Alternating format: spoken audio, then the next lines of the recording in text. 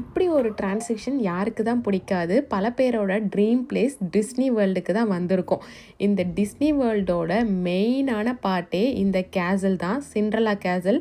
இதை பார்த்துட்டே இருக்கணும் போல தான் இருந்துச்சு.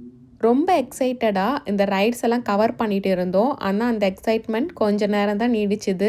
ஏன்னா ஹாண்டட் மேன்ஷன்ற ஒரு ரைடு 50 மினிட்ஸ் போல் waiting time. So 50 minutes line நின்று ரைடுக்கும் போய் ஏறியாச்சு. பட் ரைடு ஒரு 5 மினிட்ஸ் தான் போச்சு, பாதியிலே ஸ்டாப் ஆகிடுச்சு. ஏதோ டெக்னிக்கல் இஷ்யூ போல்.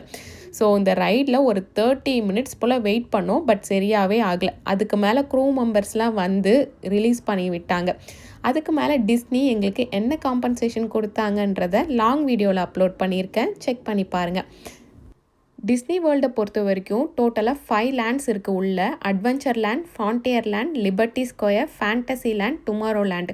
ஒவ்வொரு லேண்ட்லேயும் ஒரு 3லேருந்து 4 ரைட் போல் தான் இருக்கும். ஈஸியாக கவர் பண்ணிட முடியும். ஏன்னா இந்த டிஸ்னியோட டைம் பார்த்திங்கன்னா காலையில் 8 மணிக்கு ஓப்பன் பண்ணி நைட் 11 மணி வரைக்கும் இருக்குது. ஸோ ஈஸியாக ஒன் டேயில் இந்த ஃபுல் பார்க்கையும் நம்மளால் கவர் பண்ணிட முடியும். இதில் இருக்க ரைட்ஸ்லாம் ரொம்ப அட்வென்ச்சர்ஸாக த்ரில்லாலாம் இருக்காது. ஏன்னா டிஸ்னினாலே கிட்ஸ் ஃப்ரெண்ட்லி தானே. ஆனாலுமே எல்லா ரைட்ஸுமே கிட் ஃப்ரெண்ட்லியாக ரொம்ப ஈஸியாக தான் இருக்கும் குழந்தைங்களுக்கு.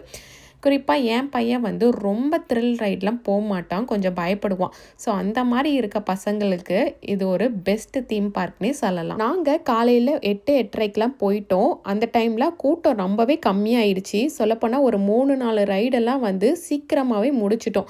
வெயிட்டிங் டைம்லாம் ரொம்ப கம்மியாக இருந்துச்சு. ஆனால் 11 மணிக்கு மேலே எங்கேருந்து தான் அந்த கூட்டம் வரும்னு தெரியல, அவ்வளோ கூட்டம் வந்துடுச்சு. அதுக்கு மேலே வெயிட்டிங் டைம் எல்லாமே 50 மினிட்ஸ் 60 மினிட்ஸ் தான் இருந்துச்சு ஒவ்வொரு ரைட்ஸ். டிஸ்னியில் ரைட்ஸை விட இந்த கேரக்டர் கூட ஃபோட்டோ எடுக்கிறது, கேரக்டர் மீட்டப்பு, அப்புறம் நிறைய பெரைடு, நிறைய ஷோஸ் தான் ஃபேமஸ். ஸோ இங்கேயுமே நிறைய ஷோஸ் நடக்கும், நிறைய பெரைட்ஸ் நடந்துகிட்டே தான் இருக்கும். நைட்டு ஃபயர் ஒர்க்ஸு ரொம்ப சூப்பராக இருக்கும். ஸோ யாரும் மிஸ் பண்ணிடாதீங்க. இந்த வீடியோ பிடிச்சிருந்தா தம்ஸ் அப் கொடுத்துருங்க. தேங்க்ஸ் ஃபார் வாட்சிங்.